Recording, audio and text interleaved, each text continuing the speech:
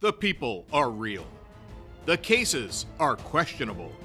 The rulings are definitely fake. These people have COVID-19 disputes. Both parties have agreed to drop their complaints and have their issues resolved remotely here in Kyla's court. They've submitted their disputes through our online forum for a resolution from Judgy Kyla. And now, here's Judgy Kyla. All rise. Kyla's court is now in session. Today on Kyla's court, we're resolving more disputes submitted to us via Twitter. Cheryl, at long_days, writes, I have a newish neighbor who screams 24/7. Her daughter, 20s, screams along with her. Quiet neighborhood has stressed a lot of us out to the point of wanting to sell, lol. Also a howling hound dog. Yay! What can I do legally, Judge, before I snap? Well, Cheryl, I have a couple questions for you.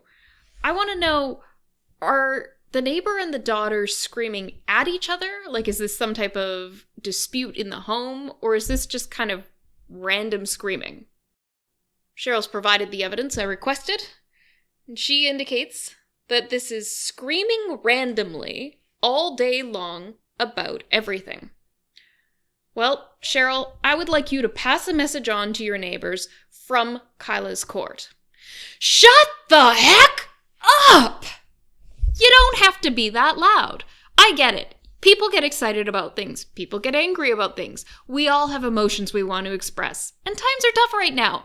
But you don't need to be an asshole about it. You have neighbors. We live in a city. Walls are thin.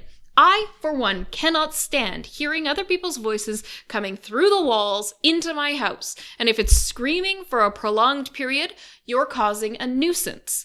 And there are not only criminal offenses associated with causing a common nuisance, but there are also civil torts associated with being a nuisance.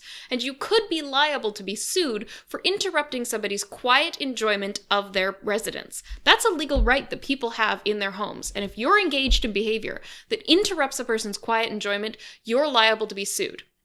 So Cheryl, to answer your dispute question, you do have rights in these circumstances, but I would start with a polite request or passing on my message, which if you didn't get it the first time, shut the hell up!